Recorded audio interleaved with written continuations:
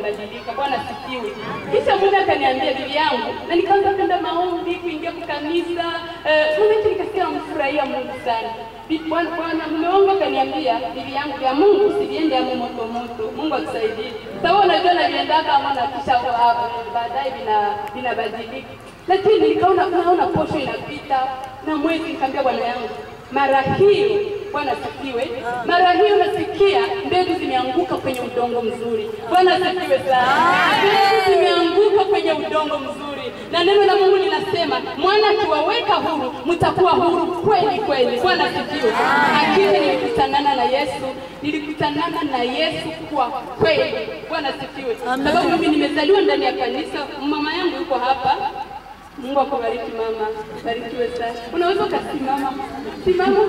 Huyu ni mama yangu, mimi ni binti wake watatu.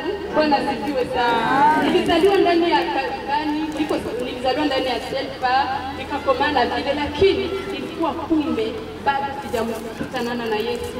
Nilikuwa bado simjui Yesu.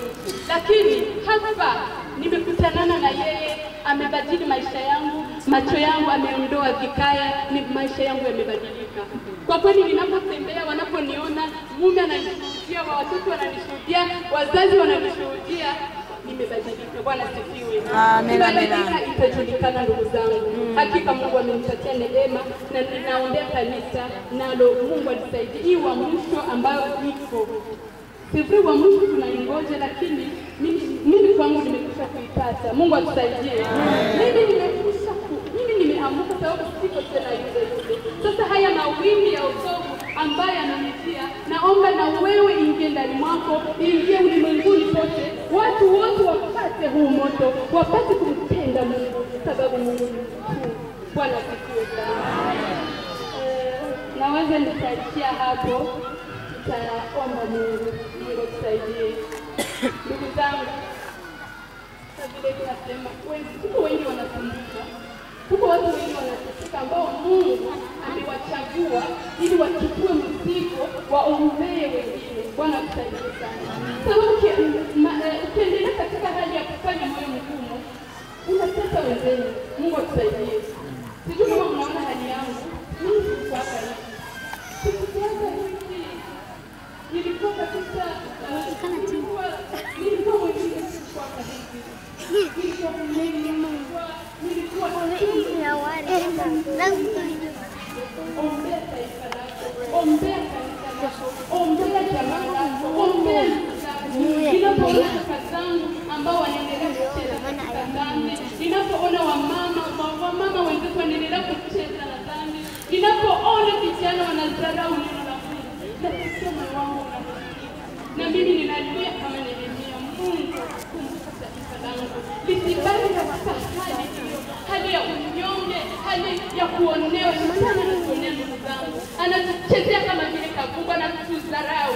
Ninapoona hali hiyo, ninasikitika na ninalia, lakini ninasema Baba, unitie nguvu. Kama ninaweza na mimi kutia kiwe ili kusaidia wenzetu, na mimi nakubali. Bwana sifiwe.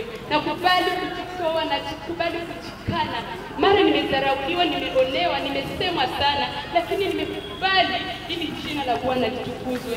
Kwa hiyo ndugu zangu, tujikaze na sisi tupige hatua. Hatuwezi peke yetu kushinda mambo ya shetani, lakini tukipiga hatua moja, Bwana anakuja kutusaidia kuyengine. Tusidharau neno la Mungu, tusifanye moyo mgumu. Bwana sifiwe sana. Basi tusimame tumuombe Mungu. Mungu atusaidie. Siwezi okay.